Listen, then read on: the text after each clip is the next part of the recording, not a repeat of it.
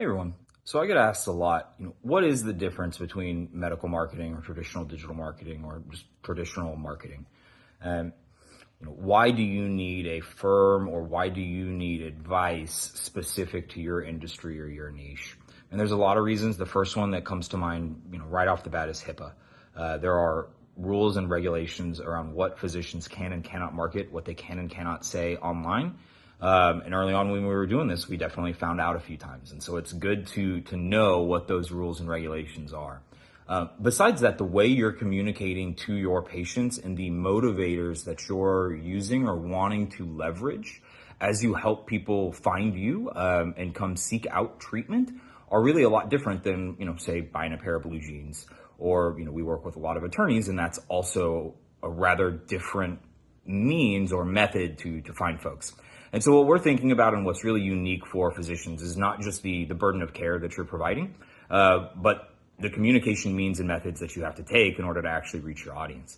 Finally, when you're writing online, when you're communicating about who you are and what you do, you need people who have experience doing that because, as you, I'm sure, know, you've been to med school for at least 4 years, not to mention residency, fellowship for those who did that, and then just practicing since then. Communicating and talking about what you do and communicating in medical jargon is not easy. It's not straightforward. It is not something that comes natural to folks. There is a lot of learning that has to be done in order to really understand and communicate what it is that you do and why what it is that you do matters.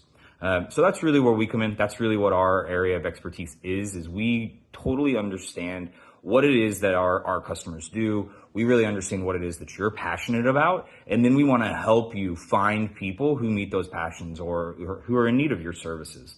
So what's different about medical marketing compared to traditional marketing? Everything and nothing, but really everything. It is extremely important that we use an increased level of caution, as well as an increased level of care in communicating what it is that you do for your patients, because the stakes are not light, they're not small stakes. So that's the difference between medical marketing and traditional marketing for me. We'll get into some more tactics in future episodes, but the big thing is that there is a way that you have to communicate when you are talking about somebody's health that is very, very, very different than talking about whether or not somebody wants to buy a Coke. All right, guys, that was it. Have a good one. We'll see you next time.